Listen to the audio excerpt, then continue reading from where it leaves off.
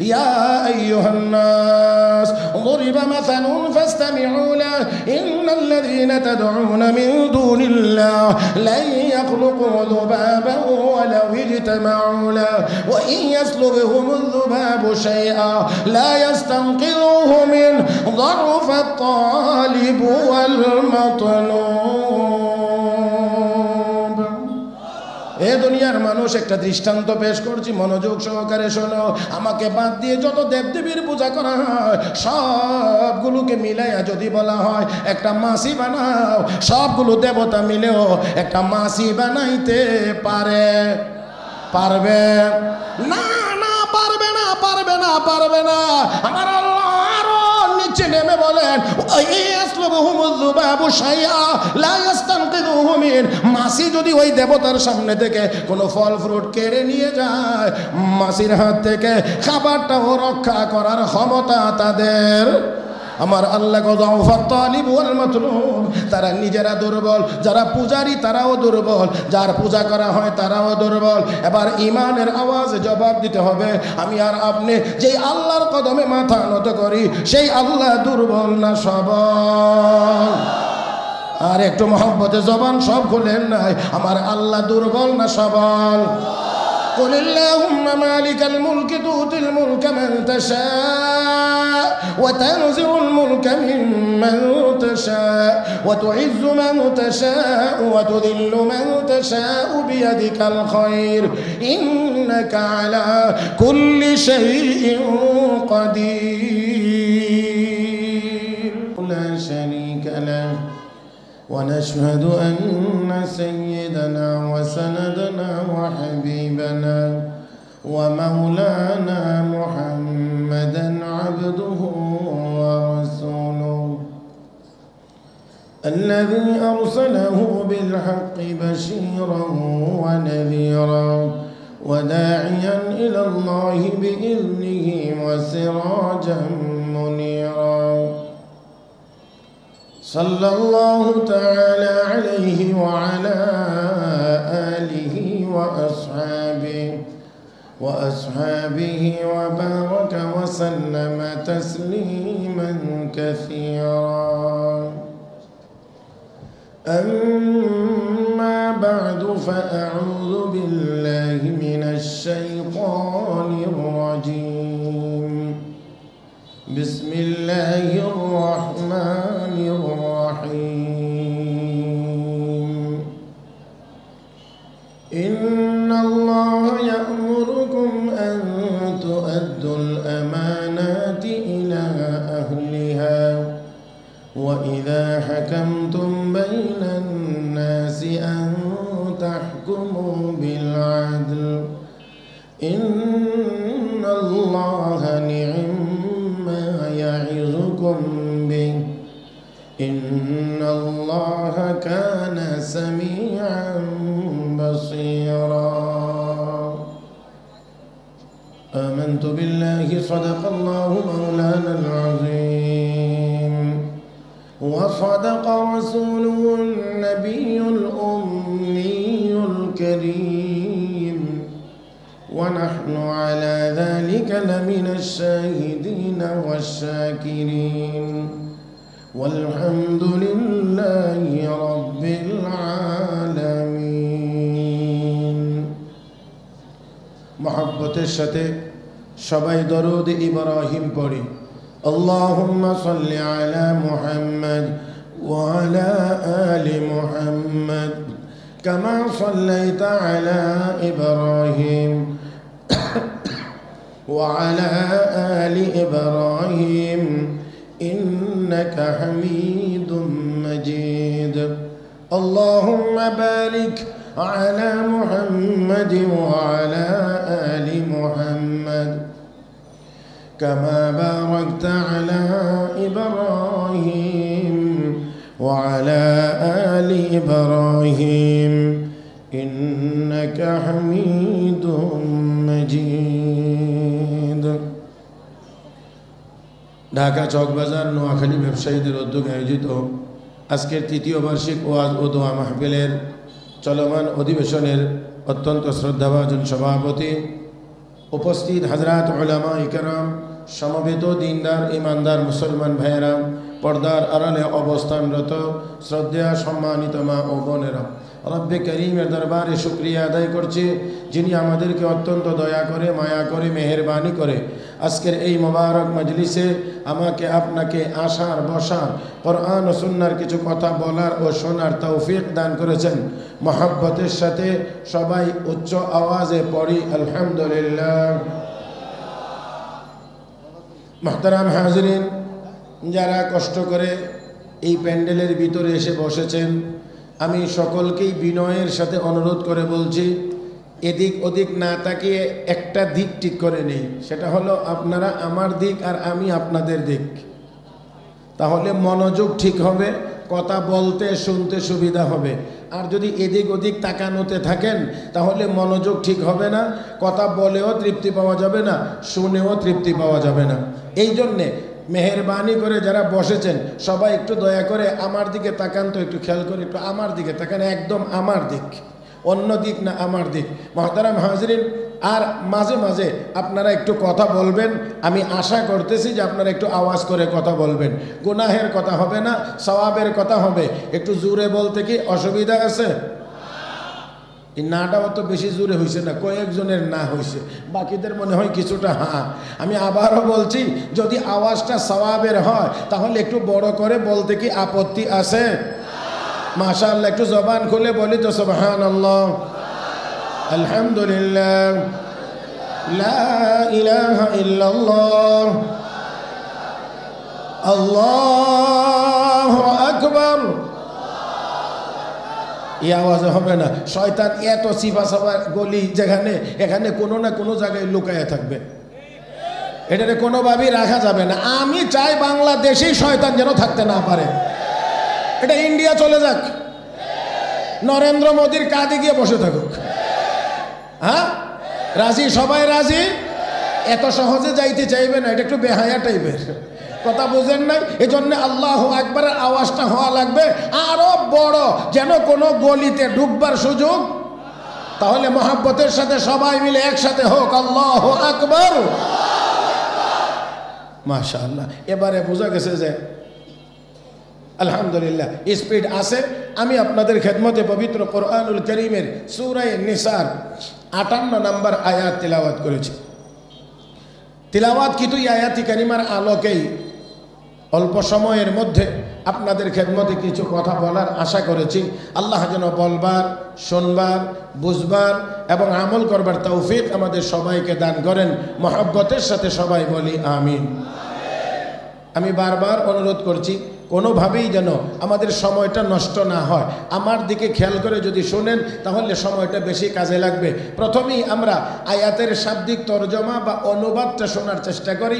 রব্বে করিম বলেন, ইন্নাল্লাহা ইয়া'মুরুকুম আন তুআদ্দুল আমানাতি ইলা আহলিহা, নিশ্চয়ই আল্লাহ তোমাদেরকে হুকুম দিচ্ছেন, নির্দেশ দিচ্ছেন যেন তোমরা আমানত সমূহকে তার তার হকদারের কাছে পৌঁছিয়ে দাও। আরো সহজ করে যদি বলি, নিশ্চয়ই আল্লাহ তোমাদেরকে নির্দেশ দিচ্ছেন আমানত সমূহকে তার তার হকদারের কাছে পৌঁছিয়ে দেওয়ার জন্যে। ওয়া ইযা হাকামতুম বাইনান নাসি আন তাহকুমু বিল আদল, আর যখন তোমরা মানুষের মধ্যে কোনো বিষয়ের মীমাংসা করবে তো ইনসাফের সাথে মীমাংসা করার নির্দেশ আল্লাহ তোমাদেরকে দিচ্ছেন। ইন্নাল্লাহা নি'ম্মা ইয়াইযুকুম বিহ, আল্লাহ অতি উত্তম উপদেশ তোমাদেরকে দিয়ে থাকেন।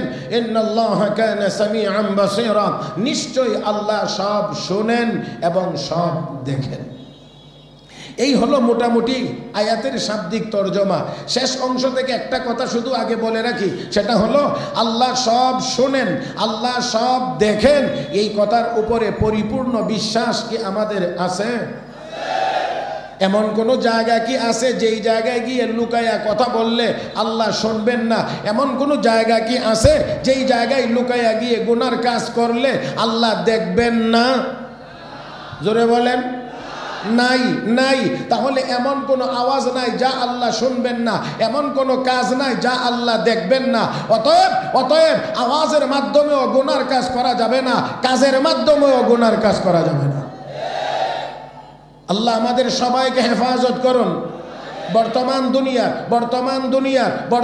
দুনিয়ার সকল মুসলমানদের ইন্টারন্যাশনাল বা আন্তর্জাতিক সমস্যা হলো আমাদের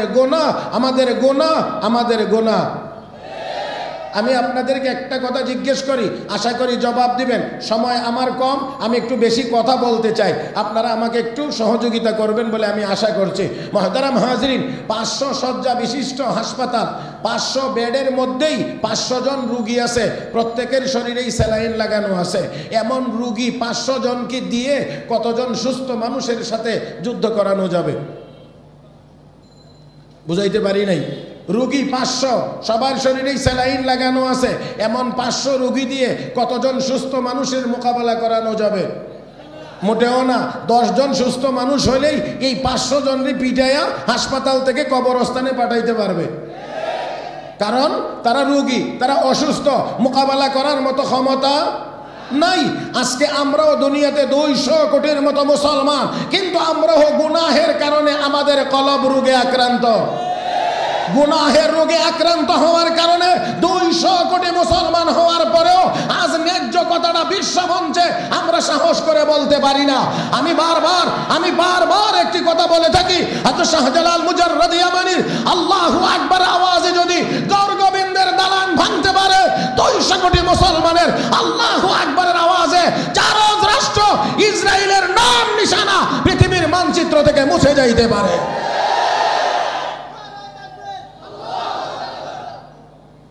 মুহতারাম হাজিরিন, তাহলে আমাদের মূল সমস্যাটা কোথায়? মূল সমস্যাটা হলো আমাদের গুনাহ।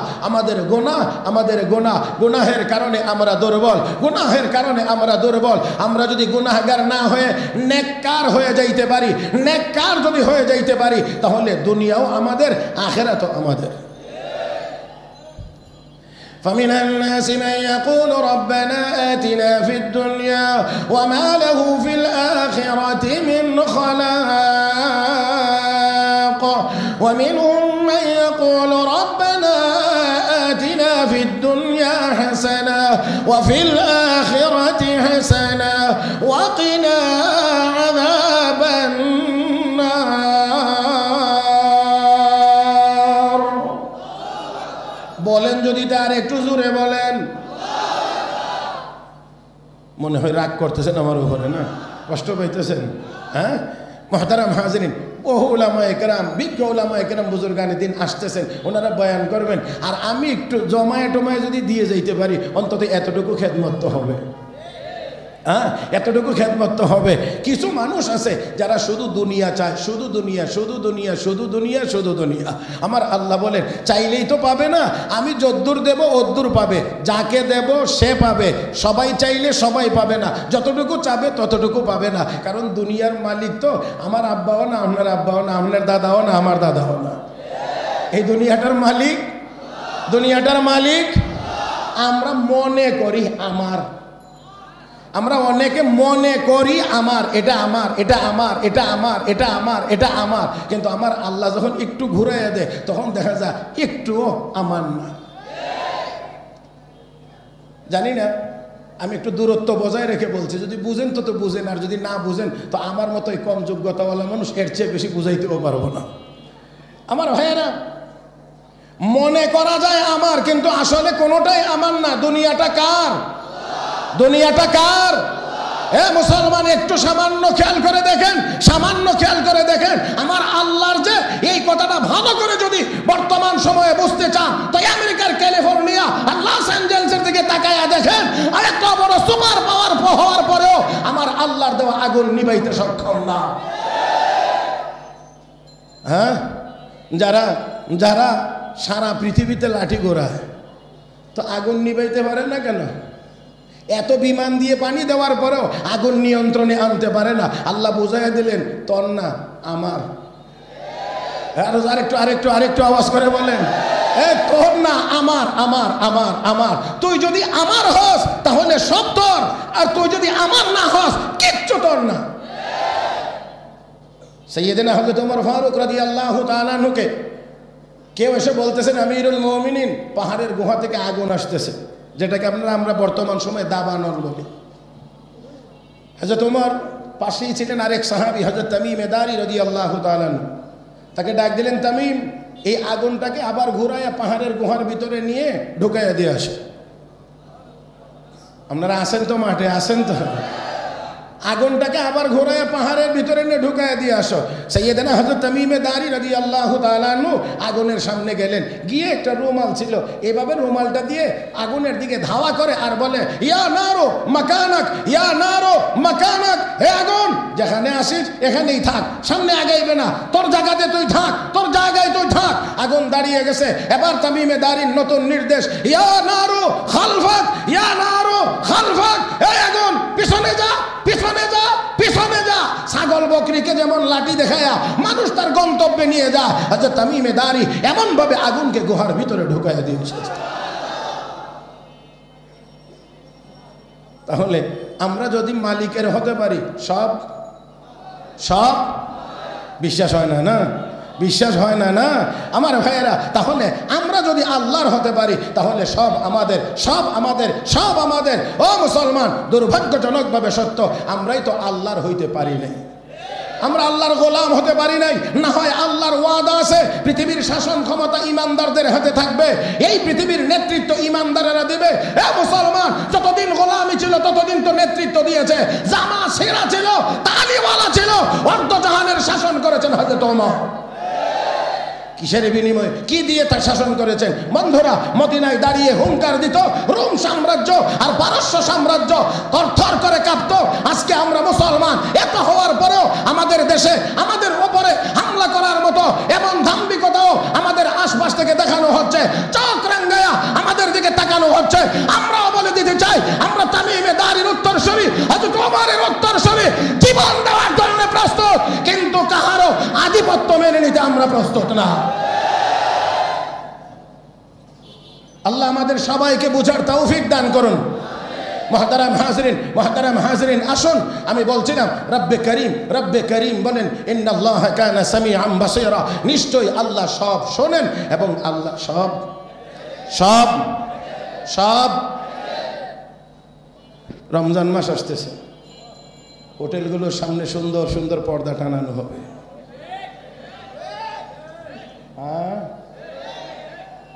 এই পর্দার ভিতরে গেলে আর মনে হয় আল্লাহ দেখেন না। হ্যাঁ, একটু ভালো আওয়াজে বলেন। আমি হাসবার জন্য বলছি না, দুঃখ নিয়ে বলছি। একটু কি মুসলমান হিসেবে লজ্জা হয় না? দিনের বেলা মুসলমানের সন্তান এই পর্দার ভিতরে গিয়ে বসে বসে খান, একটু তো শরম লাগার কথা। আয়, কিভাবে সম্ভব? একটু নিজেকে নিজে জিজ্ঞেস করেন। জীবনে অনেক কিছু নিয়ে চিন্তা করছেন, এখানেও একটু চিন্তা করেন না। আপনার বয়স 25 বছর, 30 বছর, 35 বছর, 40 বছর, টকবক এই যুবক মানুষ, কোন লজ্জা রমজান মাসে এই পর্দার ভিতরে গিয়ে বসে বসে খাইতেছেন। কেউ কেউ তো এখন অতটুকুও মানে না, এখন ওপেন,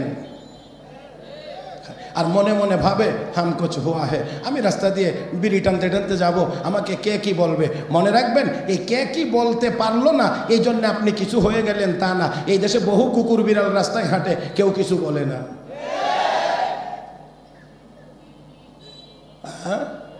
ভুল বলে ফেলেছি না, কষ্ট দিয়ে লাইছি মনে হয়, মাফ করে দেবেন। আই এম ভেরি সরি, আমি খুবই দুঃখিত, না বলে পারছি না। কুকুর বিড়াল রাস্তা দিয়ে হাঁটে কিন্তু আমরা কিছুই বলি না, কিন্তু এর অর্থ এই না কুকুর অনেক উন্নত কিছু হয়ে গেছে।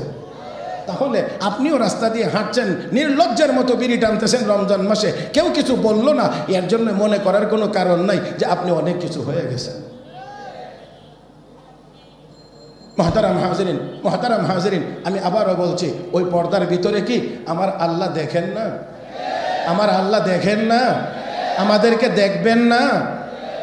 তাহলে কোন লজ্জায়, কোন লজ্জায় রমজান মাসে একজন সুস্থ মানুষ হয়ে আপনি দিনের বেলা কেমন করে খাবেন, কেমন করে খাবেন আগের থেকেই। সেই জন্যে আমি আপনাদের সবাইকে বিনয়ের সাথে বলছি, আসুন আজকে নিয়ত করি, এবার একটা রোজাও আর নষ্ট করব না ইনশাআল্লাহ। মহব্বতের আওয়াজে, মহব্বতের আওয়াজে বলেন, একটা রোজাও নষ্ট করব না ইনশাআল্লাহ। আল্লাহ তুমি সবগুলো হাতকে কবুল করো, আল্লাহ তুমি সবগুলো হাতকে কবুল করো। সার্থক হবে এই সম্মেলন তখনই যদি আজকে এখান থেকে নিয়ত করি, যা কিছুই হোক রোজা ভাঙবো না। হ্যাঁ, তখনই হবে মাহফিল সার্থক। যাই হোক, আসুন এবারে আমি আপনাদেরকে জানি না কতটুকু শোনাইতে পারবো, তারপর শুরুটা করি, দেখা যাবে তারপর কি হয়। মুহতারাম হাজরিন, এই আয়াত কোন প্রেক্ষাপটে নাজিল হয়েছে, শানে নজুল কি, আমি আপনাদেরকে সংক্ষেপেই বলার চেষ্টা করব, বোঝানোর চেষ্টা করব। তবে বোঝার জন্য দুইটা কথা আমাদের মনে রাখতে হবে। একটা হলো যে আমার আপনার নবীর নবুয়তি জীবন ছিল 23 বছর। কয় বছর? 23 বছর। এই 23 বছরের প্রথম 13 বছর নবী ছিলেন মক্কায়। এই জন্যে নবীর এই জীবনটাকে মক্কি জীবন বলা হয়। পরের 10 বছর নবী ছিলেন মদিনা। এই 10 বছরের মদিনার জীবনকে মাদানী জীবন বলা হয়। তো নবী মক্কার জমিনে, মক্কার জীবনে 13টি বছর এক টানা শুধু নির্যাতিত ছিলেন, নির্যাতন সহ্য করেছিলেন। 13 বছর পর্যন্ত আল্লাহর নবী শুধুই সহ্য করেছেন, শুধুই সহ্য করেছেন, শুধুই সহ্য করেছেন। এই 13 বছরের ভিতরে একবার একেবারে আমার দিক সময়টা যত সর্বোচ্চ কাজে লাগাইতে পারি, মুহতারাম হাজরিন, একবার নবীর এই 13 বছর মেয়াদের সময়ের ভিতরে একবারের একটা ছোট্ট অংশ শুনবেন। তবে এই কথাটাও শুনবার আগে আর একটা কথা স্মরণ রাখতে হবে। তখনকার সময়ে এই কাবাগরের চাবি, দরজার যে চাবি, এই চাবিটা থাকতো যেই লোকটার হাতে, সেই লোকটার নাম ছিল ওসমান ইবনে তলহা। তলহার ছেলে ওসমানের কাছে। নবীর মেয়ের জামাই ওসমান ইবনে আফফান, আফফানের ছেলে ওসমান। আর কাবার চাবি থাকতো যেই লোকটার কাছে, সেই লোকটার নাম ছিল ওসমান ইবনে তলহা, তলহার ছেলে ওসমান। এই ওসমান ইবনে তলহার কাছে চাবি। রহমাতুল্লিল আলমিনের একদিন খুব মনে চাইল, খুব বেশি মনে চাইল কাবাগরের ভিতরে গিয়ে একটু নামাজ আদায় করার জন্য। নবীর মনে চাওয়াটা কি অস্বাভাবিক? আর আসতে আপনাদেরকে একটু মনে চায়, কাবাগর দেখতে একটু মনে চায়, কাবাগরের সামনে গিয়ে বসে একটু ইবাদত করতে মনে চায়। আরে আমি আপনাদেরকে এই শাহী মসজিদ দেখাইয়া কাবার মজা উপলব্ধি করাইতে পারবো না, এজন্য আমি দুঃখিত। এখন আপনাদেরকে কাবার মজা যদি বুঝতে হয় ওই জায়গাতেই যাইতে হবে। এক লোককে জিজ্ঞেস করেছে, ভাই মিঠাই কিয়া চিজ হে, মিষ্টি কোন জিনিসের নাম? আচ্ছা বলেন, আপনি একটা মিষ্টির বিবরণ দেন তো, মিষ্টি কোন জিনিসের নাম? দেখেন না একটু চিন্তা করে, এই মিষ্টি কোন জিনিসের নাম, এটার উপর একটা বক্তব্য দেন তো। শুরু হবে কোত্থেকে? দুধ থেকে। এই দুধরে ছানা বানাইতে হয়, এই করতে হয়, এই করতে হয়, এই করতে হয়, এই করতে হয়, এই করতে হয়, এই করতে হয়, সর্বশেষ এটা গিয়ে পরিপূর্ণ মিষ্টি হয়। এটা খাইতে কেমন লাগে? এখন এটা কেমনে বুঝাইবেন? এই জন্যে ওই লোক বড় বুদ্ধিমান, সে চিন্তা করছে এত বিবরণ দিয়ে মিষ্টি বুঝানোও যাবে না, তাকে কোনোদিন খাওয়ানোও যাবে না। এই জন্যে সে সহজ উত্তর দিয়ে বলে, ভাই মিঠাই এ সমঝানে কি চিজ নেই, মিঠাই সমঝনে কি চিজ হ্যাঁ। ও ভাই, বর্ণনা দিয়ে মিষ্টি বুঝাইবার জিনিস না, এটা খাইয়া বুঝবার জিনিস। খেয়ালাও সহজে বুঝে লাইবা মিষ্টি কোন জিনিসের নাম। আমিও বলতে চাই, কাবাতুল্লাহ, বাইতুল্লাহ, আল্লাহর ঘর, কিবলা, এটা কোন জিনিসের নাম? এটা এখানে বর্ণনা দিয়ে বোঝানোর জিনিস না, গিয়ে চোখে তাকায়া দেখো আল্লাহর ঘর কোন জিনিসের নাম। ইন্না আওয়ালা বাইতিন উযিআ লিন-নাস লাল্লাযী বিবাক্কাতা মুবারাকান ওয়া হুদাল লিল-আলামিন ফীহি আয়াতুন বাইয়িনাতুন মাকামু ইব্রাহিম ওয়া মান দাখালাহু কানা আমিনা ওয়ালিল্লাহি। ওই দিন কি কুরাইশ বংশের লোকেরা অপমানিত হবে? রাহমাতুল্লিল আলামিন বললেন, অপমানিত হবে কেন? আমি বিশ্ব নবীর হাতে যেদিন কাবার চাবি আসবে, ওই দিন কুরাইশ বংশের লোকেরা সবচেয়ে বেশি সম্মানিত হবে। বাস, কথা এতটুকুই, শেষ। এবার আপনাদেরকে আগের কথাটা স্মরণ থাকতে হবে। সেটা হলো নবীর মক্কি জীবন, মক্কার জীবন 13 বছর, আর মদিনার জীবন 10 বছর। এই মক্কার জীবনের 13 বছরের ভিতরের এই ঘটনা এখানেই শেষ। রাহমাতুল্লিল আলামিন 13 বছর পূর্ণ করার পরে যেই দিন নবীর বাড়িটা কাফের বেঈমানরা ঘেরাও করেছিল নবীকে হত্যা করার জন্যে, সেই দিন আল্লাহ নবীকে নির্দেশ দিয়েছিলেন, আজকের রাত্রিতেই হিজরত করে আপনি মদিনায় চলে যান। অথচ শত্রুরা দাঁড়িয়ে আছে, ঘর বেষ্টন করে দাঁড়িয়ে আছে। মুসলমান নবীকে হত্যা করার জন্যে, আর আল্লাহ নির্দেশ দিলেন সেই রাত্রিতে আপনি বের হয়ে চলে যান। তাহলে এখানে একটু কথা তো অবশ্যই আছে, শত্রু বাহিরে দাঁড়ানো, আল্লাহ বলেন এখন বাহিরে যান, তার মানে গিয়ে মার খান?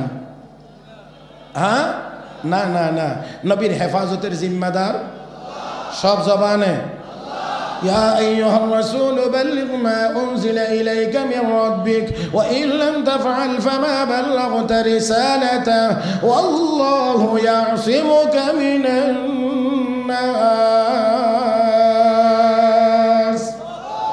নবী হেফাজতের জিম্মাদার আমি আল্লাহ। ইনসাফের সাথে আওয়াজ করে বলবেন, আল্লাহ যদি হেফাজত করেন, হেফাজত ভঙ্গ করার ক্ষমতা কাহার? আল্লাহ যদি নিরাপত্তা দেন, নিরাপত্তা ভঙ্গ করার, নিরাপত্তা নষ্ট করার ক্ষমতা দুনিয়ার কারো নাই। আমার আল্লাহ যদি নিরাপত্তা না দেন, তাহলে দুনিয়াতে নিরাপদে থাকবার মতো কোনো সুযোগ নাই নাই নাই। আল্লাহর হাবিব রাহমাতুল লিল আলামিন নবী মুহাম্মদুর রাসূলুল্লাহ সাল্লাল্লাহু আলাইহি ওয়াসাল্লামকে আল্লাহ নির্দেশ দিয়ে বলেন, হাবিব আপনি এই মুহূর্তে বের হয়ে চলে যান, টেনশনের কোনো কারণ নাই। তারা মারবে তো দূরের কথা, এক নজর তারা দেখবারও সুযোগ পাবে না।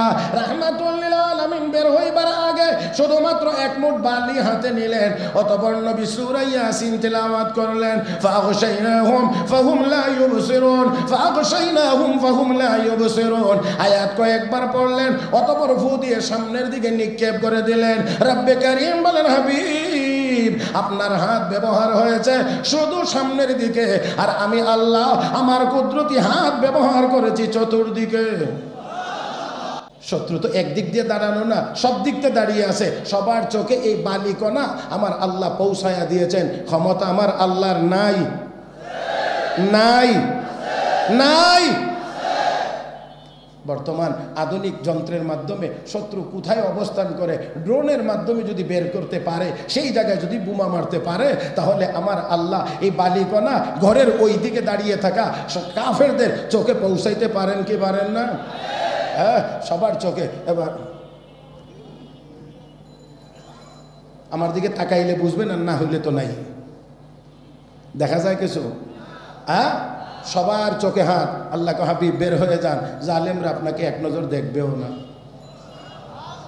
নবী চলে গেলেন, কাবার সামনে গেলেন। নবী কাবার সামনে গেলেন, আমার ভাইয়েরা, গিয়ে আল্লাহ নবী নামাজ আদায় করলেন, দোয়া করলেন। যখন নবী এই কাবা ছেড়ে অতিক্রম করছিলেন, তখন বারবার এভাবে করে বারবার নবী পিছনের দিকে তাকাইতেছিলেন, আর কাবাকে দেখছিলেন, আর চোখের পানি ছেড়ে ছেড়ে কাঁদতেছিলেন। আমার নবীর চক্ষু মুবারক থেকে পানি পড়তেছিল, আর নবী বলতেছিলেন, রে কাবা, তোকে ছেড়ে যাইতে আমার মনে চায় না, তোকে ছেড়ে যাইতে আমার মনে চায় না। এখানে যারা হাজী সাহেব আছেন, হজ করেছেন, উমরা করেছেন, যখন শুনে যে আর মক্কায় থাকা যাবে না, তখন হাজী সাহেবরা যে বিদায়ী তওয়াফ করে, এই তওয়াফের পরে যে কান্না কান্দে, তখনও বারবার কাবার দিকে তাকায়, আর আর আর শুধু কান্দে, আর শুধু কান্দে। একটাই কথা, আবার কখন জানি দেখা হয়, হবে কি হবে না তাও জানা নাই, শুধু কাবাকে দেখে। এ মুসলমান, আমার নবীও 53টি বছর এই জমিনে ছিলেন, 53 বছর। সেই নবী মক্কা ছেড়ে যান, বারবার তাকান আর চোখের পানি ছেড়ে কান্দেন, আর বলেন, হে কাবা, হে কাবা, তোকে ছেড়ে যাইতে মনে চায় না, কিন্তু তোর মক্কার বাসিন্দারা তো আমাকে থাকতে দিল না, তাই আল্লাহর নির্দেশে আমি হিজরত করে চলে যাচ্ছি। রাহমাতুল লিল আলামিন হযরত আবু বকর সিদ্দিককে সাথে নিয়ে হিজরত করলেন। ও মুসলমান, অনেক লম্বা কথা, 450 কিলোমিটার রাস্তা আমার নবী পাড়ি দিলেন। শুধু 450 কিলোমিটারের ভিতরে যা ঘটেছে সেটা আলোচনা করতে গেলেও একদিনের একজনের জন্য যতটুকু সময় সেটা লাগবে, আমি ততটুকু যাইতে চাই না। রাহমাতুল লিল আলামিন সোজা চলে গেলেন। যাইতে যাইতে যাইতে যাইতে সর্বশেষ মদিনায় গিয়ে যেদিন প্রবেশ করবেন, সেই দিন মদিনার সকল মানুষের মধ্যে আনন্দ, আবাল বৃদ্ধ বনিতা সর্বস্তরের মানুষের মধ্যে আনন্দ। কারণ কি? রাহমাতুল লিল আলামিন মদিনায় আগমন করছেন। আমার ভাইয়েরা, কিন্তু দুর্ভাগ্যজনকভাবে সত্য, এই বাংলাদেশ শতকরা 94% মানুষ মুসলমান, 5 লাখ মসজিদের দেশে এমন কুলাঙ্গার জন্ম হয় যারা নবীর নাম সহ্য করতে পারে না। আওয়াজ করে কিছু জায়গাতে বোকালতি ছেড়ে দেবেন, আওয়াজ করে কথা বলতে হবে। আমার ভাইয়েরা, আমার বন্ধুরা, শুধুমাত্র তা না, নবীর নাম সহ্য হয় না এমন না, আমার নবীকে গালিগালাজ পর্যন্ত করা হয়েছে, আমার নবীর শানে বিষোদ্গার করা হয়েছে, নবীর বিরুদ্ধে কলম ধরা হয়েছে, নবীর বিরুদ্ধে বক্তব্য দেওয়া হয়েছে। আমি বলতে চাই, এই 5 লাখ মসজিদের দেশে, হাজার হাজার মাদ্রাসার দেশে, লক্ষ লক্ষ উলামা ইকরামের দেশে, যেই জমিনের নিচে শুয়ে আছেন হাজার আউলিয়া ইকরাম, যেই জমিনের উপরে বিচরণ করে লক্ষ লক্ষ উলামা ইকরাম, যেই জমিনে বসবাস করে 18 কোটি তাওহীদি জনতা, এই বাংলার জমিনে আর কোন কলাঙ্গারকে আমার নবীর বিরুদ্ধে এক লাইন লেখার সুযোগ দেওয়া হবে না। সতর্ক থাকতে হবে, আমার নবীর শানের বিরুদ্ধে, আমার নবীর ইজ্জতের বিরুদ্ধে যেন কেউ এক লাইনও লিখতে না পারে, একটা শব্দও যেন জবানে উচ্চারণ করতে না পারে। রাজি? রাজি? সবাই রাজি? আল্লাহ আমাদের সবাইকে সেই পাহারাদার হওয়ার তৌফিক দান করুন। মুহতারাম হাজিরিন, মদিনার সবাই আনন্দিত, এমনকি ছোট ছোট বাচ্চাগুলো পর্যন্ত। এদের আনন্দের ধাপ আরো একটু আগানো ছিল। ওই বাচ্চাগুলো কবিতা পড়তো, তলা আল বাদরু আলাইনা মিন সানিয়াতিল বিদাই ওয়াজাবা শুকরু আলাইনা মা দা লিল্লাহি দাই। আমাদের উপরে পূর্ণিমার চাঁদ উদয় হয়েছে। আল্লাহু আকবার। একটু বড় করে বলেন।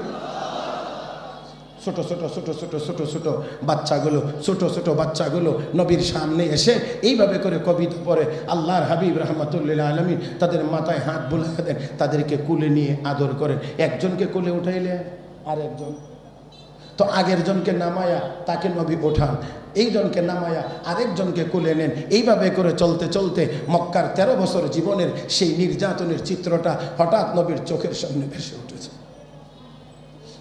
রাহমাতুল্লিল আলামিন সহ্য করতে পারেন না, দেখে বলেন, রে মদিনার সন্তানেরা, তোরাও কি একদিন আমাকে মক্কার ছেলেদের মতো পাগল পাগল বলে গালি দিবি? তোরাও কি একদিন আমার দিকে পাথর ছুঁড়ে মারবি? তোরাও কি একদিন আমাকে এই মদিনা থেকে বের করে দিবি? রাহমাতুল্লিল আলামিনের অশ্রুসিক্ত এই কথার জবাবে ওই অবুঝ বাচ্চাগুলো বলে উঠেছিলেন, ইয়া রাসূলুল্লাহ, আমরা মক্কার বাসিন্দা না, আমরা আপনাকে দাওয়াত করে সম্মান করে নিয়ে এসেছি।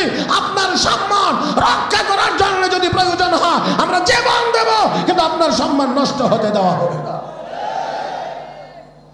আমার ভাইয়েরা, সেই অবুঝ বাচ্চাগুলোর জবানে ছিল সেই কথা। আমার আপনার নবী মদিনায় গেলেন, বিশ্ব নবী মদিনায় যাওয়া মাত্রই রাহমাতুল্লিল আলামিনকে আমার আল্লাহ ছোট্ট একটা দেশের রাষ্ট্রপ্রধান বানায় দিয়েছে। সূরা কোন মারহাবা। আমার আপনার নবী রাষ্ট্রপ্রধান, এটা শুনতে খারাপ লাগে না? তার একটু জোরে কোন মারহাবা। আমার আপনার নবীকে আমার আল্লাহ রাষ্ট্রপ্রধান বানিয়ে দিয়েছেন, রাষ্ট্রপ্রধান বানিয়ে দিয়েছেন। এই সেই রাষ্ট্রপ্রধান হওয়ার পরেও মক্কার কাফেরদের সহ্য হইতেছিল। 1 বছরও যাইতে পারে নাই, এবার যুদ্ধ শুরু হয়ে গেছে। আমি এত লম্বা করে যদি বলতে যাই তাহলে তো কয়েকদিনের সময়ের দরকার হবে। এবার আসেন, হিজরত করে যাওয়ার 1 বছর, 2 বছর, 3 বছর, 4 বছর, 5 বছর, 6 বছর, 7 বছর যাওয়ার পরে 8 নাম্বার বছরে রাহমাতুল্লিল আলামিন 10,000 সৈনিক নিয়ে মক্কায় অভিযান পরিচালনার জন্য রওনা করেছেন। মক্কার একেবারে নিকটে চলে এসেছেন। আল্লাহর নবী সাহাবীদেরকে বলছেন, রাতের বেলা তাঁবুটা নাও। খেয়াল করে শুনলেন এই জায়গাটা একটু। আল্লাহর নবী বলছেন তাঁবুটা নাও, আর নির্দেশ দিলেন সাহাবীরা প্রত্যেকের রান্নার জন্য আলাদা আলাদা করে চুলা জ্বালাও। বুঝতে পারেন না এই কথাটা? প্রত্যেকের রান্নার জন্য আলাদা আলাদা করে চুলা জ্বালাও। আচ্ছা বলেন, 10,000 সৈনিকে যদি 10,000 চুলায় রান্না করে, তো লোকেরা যারা দূর থেকে দেখবে যে 10,000 চুলায় আগুন জ্বলে, তারা কি মনে করবে? ওরে আল্লাহ, 10,000 চুলায় যদি শুধু রান্না হয় তো খানেওয়ালা কয় হাজার। এটা ছিল আমার নবীর সামরিক কৌশল, বুঝেন নাই? 10,000 চুলায় যদি রান্না হয়, খানেওয়ালা ব্যাপার সেবার আছে। আর নবী বলছেন টয়লেট কমায়া বানাও, যাতে করে টয়লেটের সামনে লাইন থাকে। মক্কার এই জালেমরা যেন দেখে চিন্তা করে, টয়লেটের সামনে যদি এত বড় লাইন হয় তো ব্যারাকের ভিতরে কি পরিমাণ। কথা বুঝছেন না? কারবার হয়েছে রাত্রের বেলা, এত চুলায় আগুন জ্বলে। নবীর অনুমতি নিয়ে নবীর চাচা হযরত আব্বাস রাদিয়াল্লাহু তাআলা আনহু রাতের বেলা মক্কায় প্রবেশ করেছেন। মক্কায় নবীর অনুমতি নিয়ে মক্কায় প্রবেশ করে নবীর শ্বশুরের কাছে গেছেন, শ্বশুর বাড়িতে। তো নবীর যদি শ্বশুর হয়, নবীর চাচা হযরত আব্বাসের কি হয়? ওমা দেরি হয় কেন, ইহানো বুঝেন না? বাতিজার শ্বশুর আপনাদের কি হয়? তো বিয়ার বাড়ি, বিয়ায়ও আবার জেনতেন লোক না, মক্কার সবচেয়ে বিচক্ষণ নেতা আবু সুফিয়ান ইবনে হারব। নেতাও আবার বিভিন্ন কোয়ালিটির থাকে, কিছু আছে বোম্বাস্টিক মার্কা, কি কয় না কয় কোনো হুশ টুস নেই। মনে হয় বুঝেন না লাগে আপনারা নাকি? এটা তো আমাদের দেশেও মাঝে মাঝে দেখি এক দুইটা বোম্বাস্টিক নেতা আছে, আর কিছু আছে যারা মেপে জুপে কথা বলে। তো আবু সুফিয়ান ছিল বিচক্ষণ নেতা। এই বিচক্ষণ নেতা নবীর শ্বশুর। এবার ওই বাড়িতে গিয়ে হাজির হযরত আব্বাস রাদিয়াল্লাহু তাআলা আনহু গিয়ে কথাবার্তা বলতে বলতে এক পর্যায়ে বলছেন, বিআই সাহেব দেখেন তো কিছু টের পাননি? ওই যে বাইরে চুলা জ্বলতেছে, কিছু টের পাননি? বুঝি তো কিছু একটা হইতেছে। কথা হলে আমি আপনাকে একটা কথা বলি, বলে কি, আপনি যদি নবীর কাছে যাইতে রাজি থাকেন তাহলে আমি আপনাকে নবী পর্যন্ত পৌঁছায়া দেওয়ার জিম্মাদার, গ্র্যান্টার। আর যদি আমার সাথে যাইতে রাজি না হন, অন্য কোনো সাহাবীর সামনে পড়েন, তো আপনার পরিণতি কি হবে তা বলতে পারবো না। ভদ্র ভাষায় একটা হুমকি, ভদ্রতার সাথে একটা হুমকি। হযরত আবু সুফিয়ান বুঝে গেছেন যে আমি যা করেছি অতীতে, মুসলমানেরা যদি আমারে পায়, বুঝেন নাই না, বিগত দিনে আমি তাদের সাথে যেই দুর্ব্যবহার করেছি, যদি তারা আমাকে পায় তাহলে আমার অবস্থা কি হবে এটা আমি নিজেই টের পাই। আরো আরো আরো আরো আরো এমন অনেকেই টের পায় যে বিগত দিনে যা করেছি যদি পাবলিকে লাগ পায় তাহলে পরিণতি কি হবে ভালোই জানা আছে। জোরে কোন ঠিক না আমার ভাইয়েরা? এবার দেখেন আবু সুফিয়ান ইবনে হারব বলে, না না না না বিআই সাহেব, এই ভুল করা যাবে না, আপনার সাথেই। এবার হযরত আব্বাস নবীর শ্বশুর আবু সুফিয়ান ইবনে হারবকে নিয়ে চলছেন। যাইতে যাইতে মুসলমানদের তাঁবুর কাছে যখন গেছে, গিয়ে দেখে যেই লোকটা দাঁড়িয়ে আছে, সর্বপ্রথম যার সাথে সাক্ষাৎ হয়েছে তার নাম হযরত ওমর। এদিকের মানুষ মনে হয় হযরত ওমরের নাম শুনেন নাই কোনো সময়, না? হযরত ওমর যাকে দেখলে শয়তানও এই রাস্তা দিয়া, সেই লোক হযরত ওমর যেই মাত্র দেখছেন আবু সুফিয়ান, এমনি বলে উঠছেন, ও আল্লাহ, যারে খুঁজি উনি দেখি আমাদের বাড়িতেই। হযরত আব্বাস বুঝে গেছেন যে কারবারটা কি হইতে পারে। এই জন্য হযরত আব্বাস সাথে সাথে ঘোষণা দিয়ে বলেন, ওমর, আমি গ্র্যান্ডার, আমি জিম্মাদার হয়ে নিয়ে এসেছি, সাবধান। এটা আবার তাদের মধ্যে খুব বেশি শ্রদ্ধা ছিল, তারা খুব মানত। কেউ যদি বলতো আমি জিম্মাদার, তাহলে তার জিম্মাদারিতে থাকা অবস্থায় কেউ তার উপরে কোনো হামলা করত না। হযরত আব্বাস বললেন, আমি জিম্মাদার হয়ে নিয়ে এসেছি ওমর। আচ্ছা ঠিক আছে, ওকে। নবীর সামনে নিয়ে পেশ করলেন রাহমাতুল লিল আলামিন নবী মুহাম্মদুর রাসূলুল্লাহ সাল্লাল্লাহু আলাইহি ওয়াসাল্লাম শ্বশুরকে পাইলেন। যদি এমন চান্স আমরা দুনিয়ার বর্তমান সময়ের মানুষ কিছু পাইতাম, তাহলে বলতাম, যদি জান বাঁচাইতে চান তো 200 কোটি দেন। হ্যাঁ না, এরকম খোঁজ খবর তো আপনাদের কাছে নাই মনে হয় আর কি। যাক, না থাকলে নাই, দেন কি দিবেন, আর না হয়তো এখন আর উপায় নাই। কিন্তু বিশ্ব নবী রাহমাতুল লিল আলামিন দুনিয়ার লোভী ছিলেন না। কোন পয়গম্বরের কলবে দুনিয়ার কোনো লোভ ছিল না। ইন্না আখলাসনাহুম বিখালিসাতিন যিকরাদ দার, পয়গম্বরদের কলবকে আল্লাহ আখিরাতের চিন্তা দিয়ে পরিপূর্ণ করে রেখেছে। রাহমাতুল লিল আলামিন শ্বশুর মহোদয়কে ঈমানের দাওয়াত দিলেন, কালেমার দাওয়াত দিলেন। কালেমার দাওয়াত দিলে আবু সুফিয়ান ইবনে হারব সাথে সাথে আর দেরি করেন নাই, সাথে সাথে কালেমা পড়ে মুসলমান হয়ে গেছেন। যেই নেতার নেতৃত্বে প্রতিরোধ গড়ে তুলবে আল্লাহর নবীর এই বাহিনীর সাথে যারা যুদ্ধ করবে, যেই নেতার নেতৃত্বে নেতাই গোপনে গিয়ে কালেমা পড়ে মুসলমান হয়ে গিয়েছে। রাহমাতুল লিল আলামিন এক প্রকার বিনা যুদ্ধে মক্কা বিজয় করলেন, মক্কায় প্রবেশ করলেন। এ মুসলমান, আমার আপনার নবী মক্কায় বিজয়ীর বেশে প্রবেশ করলেন। সকল কাফের বেঈমানেরা থরথর করে কাঁপতে আছে। হায় হায়, বিগত কত কতদিন যাবত আমরা এত দুর্ব্যবহার করলাম, এত খারাপ আচরণ করলাম, আজকে সেই মোহাম্মদ বিজয়ী আর আমরা পরাজিত, অবস্থাটা কেমন হবে? আমার ভাইরা, কথা লম্বা, আমি সেই দিকে যাব না। রাহমাতুল্লিল আলামিন মাত্র হাতে গোনা কয়েকজন যারা ইসলামের চরম বিদ্বেষ ছিল, চরম দুশমন ছিল, আমার নবীর বিরুদ্ধে যারা মারাত্মকভাবে বেয়াদবি করেছিল, ইসলামের শানে যারা বড় বড় গুস্তাখ ছিল, বেয়াদব ছিল, এমন চিহ্নিত 16 জন কাফের বাদ দিয়ে আমার নবী ঘোষণা দিলেন, লা তাসরিবা আলাইকুমুল ইয়াউম, তোমাদের বিরুদ্ধে আমার কোনো অভিযোগ নাই, আমি নিঃশর্তভাবে সবাইকে মাফ করে দিলাম। রাহমাতুল্লিল আলামিন সব কাজ শেষ করে ফেললেন। সব কিছু শেষ করার পরে এবার আল্লাহর নবী কাবা ঘরের দিকে এগিয়ে যাচ্ছেন। রাহমাতুল্লিল আলামিন এবার কাবার দিকে এগিয়ে যাচ্ছেন। আমার নবী এবার কাবার দরজার সামনে গিয়ে হাজির হইলেন। ও মুসলমান, তখনও এই কাবা ঘরের চাবি, ওই আগের কথাটা যদি স্মরণ থাকে তাহলে আমি অনেক লম্বা কথাকে কম সময় আপনাদেরকে এখানে পৌঁছানোর চেষ্টা করেছি। মুহতারাম হাজিরিন, তখনও কাবা ঘরের চাবি ওসমান ইবনে তলহার হাতে আছে। ডাক দিলেন নবী, ওসমান চাবি দাও। ওসমান চাবি দাও, চাবি দেয় না। আবার নবী বললেন চাবি দাও, চাবি দেয় না। তাফসীরের এক বর্ণনায় ভয়ে উসমান কাবার ছাদের উপরে উঠে গেছে। হযরতে আলী রাদিয়াল্লাহু তাআলা ডাক দিয়ে কয়, ওই চাবি দিবে না আমি আসব? চাবি দিবে না আমি আসব? নেমে এসেছে। রাহমাতুল্লিল আলামিন আবার বললেন, ওসমান চাবি দাও। তৃতীয়বারে ওসমান ইবনে তলহা কাবা ঘরের চাবি আমার নবীর হাতে দেন আর বলেন, আল্লাহর ঘরের চাবি আপনার কাছে আমানত হিসেবে দিলাম। আল্লাহর নবী চাবি নিলেন, কাবার দরজা খুললেন, ভিতরে প্রবেশ করলেন। তখনও ভিতরে 360 খোদা। কয়টা 300? আসল না নকল? আস্তে কয়ে, নাচতে কয়ে, আসল না নকল? আসল মাহবুদ, আসল মাহবুদ কয়জন? কয়জন?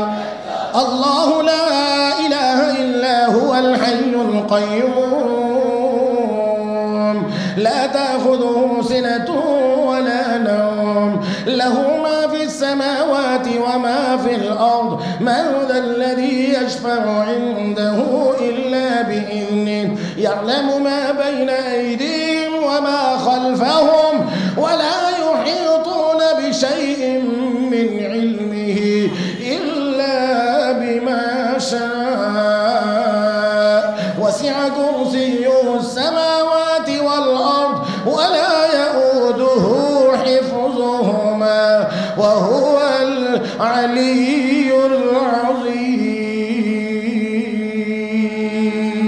আযীম। বলেন আমার আল্লাহ কয়জন? এরা মুসলমান, মাবুদ একমাত্র আল্লাহ। এই আয়াতুল কুরসির ভিতরে আমার আল্লাহ তার মাবুদ হওয়ার সপক্ষে 10টা কোয়ালিটির কথা বলেছেন, 10টা যোগ্যতা।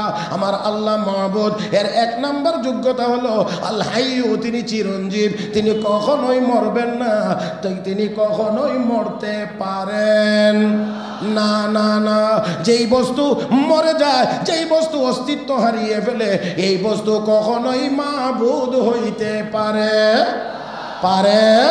না না না। তাহলে অবশ্যই অবশ্যই কোন মূর্তি মাবুদ হইতে পারে না।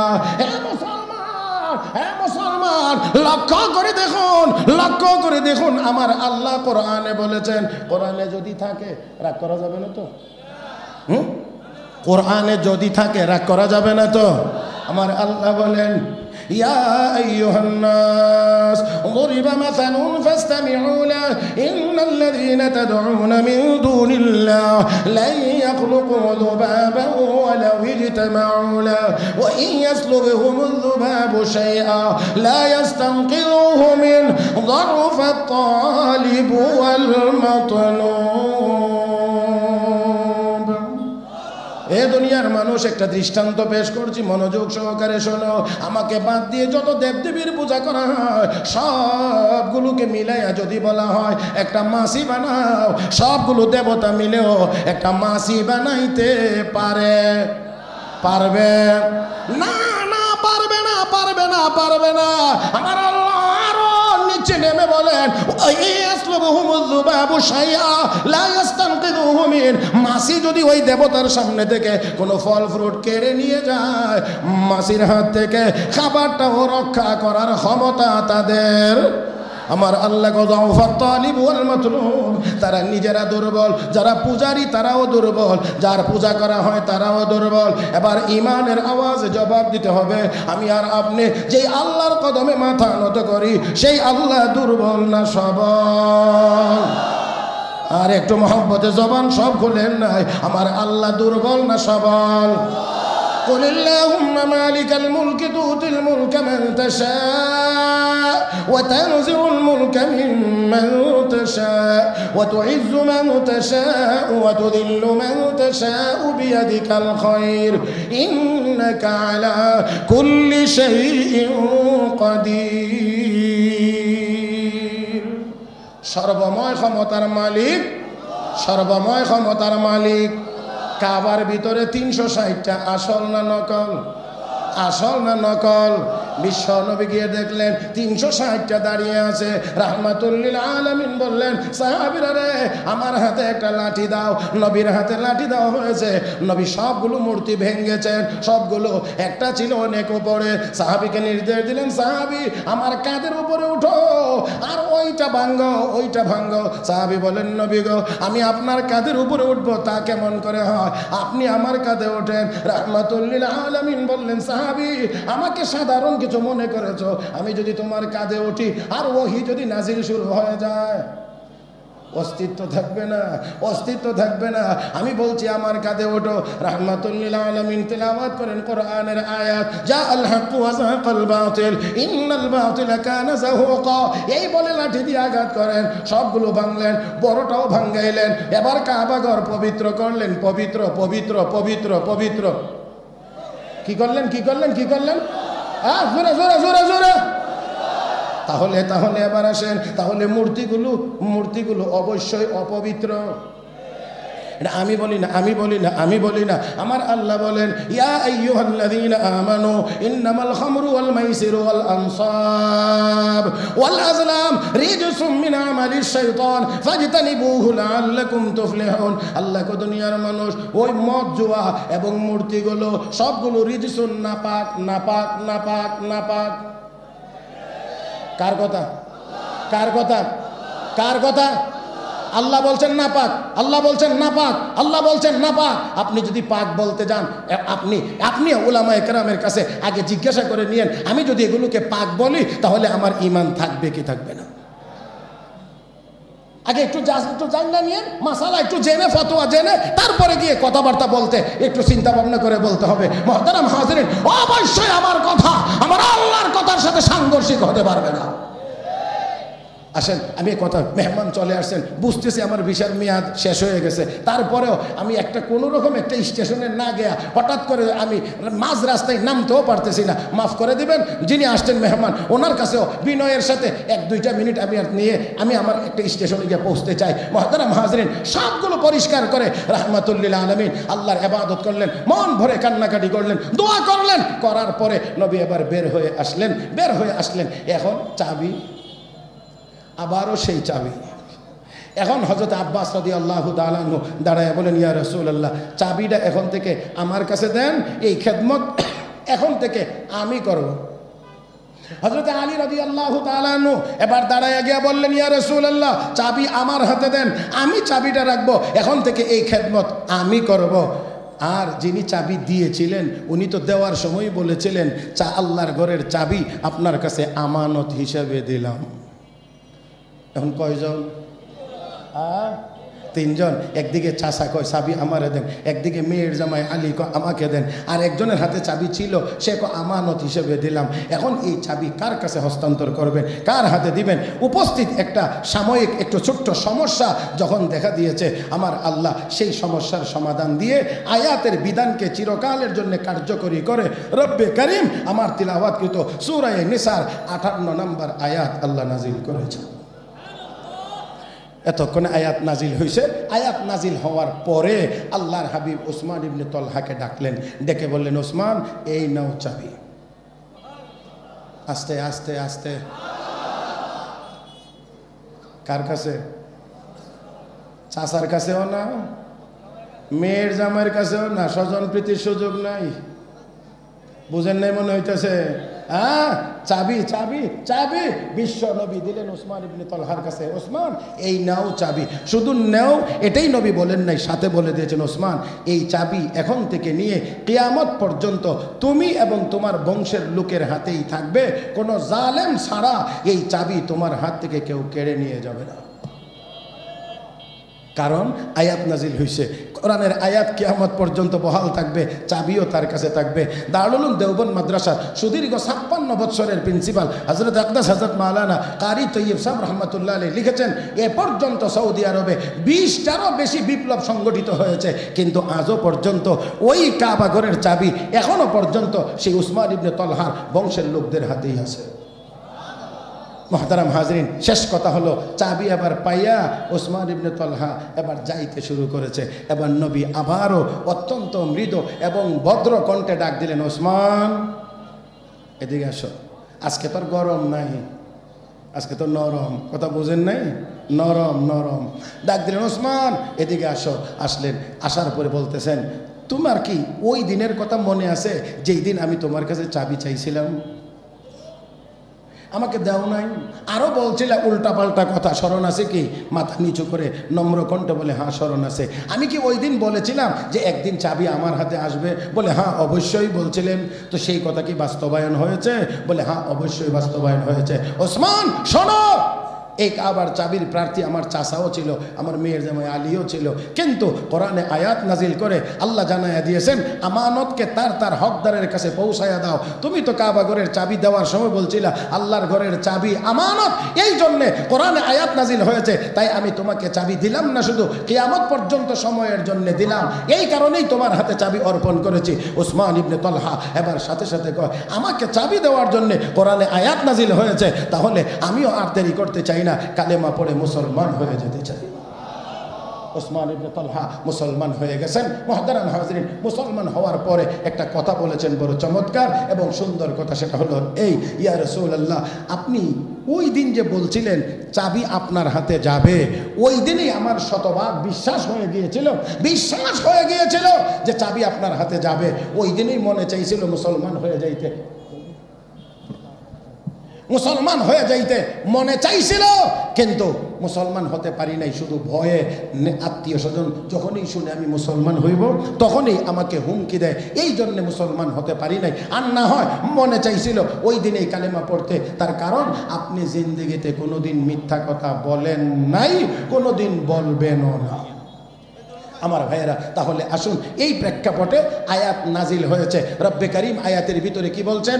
ইন্নাল্লাহা ইয়া'মুরুকুম আন তুআদ্দুল আমানাতি ইলা আহলিহা, আমানত সমূহকে তার তার হকদারের কাছে পৌঁছায়া দাও। ওয়া ইযা হাকামতুম বাইনান নাস আন তাহকুমু বিল আদল, মানুষের মধ্যে যখন কোনো বিষয়ের মীমাংসা করবে তো ইনসাফের সাথে মীমাংসা করবে। ইন্নাল্লাহা নি'ম্মা ইয়া'iযুকুম বি, আল্লাহ নিশ্চয় উত্তম উপদেশ দিয়ে থাকেন। ইন্নাল্লাহা কানা সামিআন বাসীরা, আমার আল্লাহ শেষে গিয়ে বলেন, মানছো কি মানছো না, আমার এই বিধান উল্টা পাল্টা হয়েছে কি হয়েছে না, সব কিছু আমি আল্লাহ শুনি, আমি আল্লাহ সব কিছু দেখি।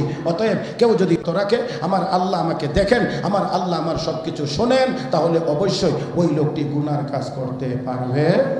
আল্লাহ রাব্বুল আলামিন আমাদের সবাইকে কথাগুলো বুঝবার এবং আমল করবার তৌফিক দান করুন। মহব্বতের সাথে সবাই বলি আমিন।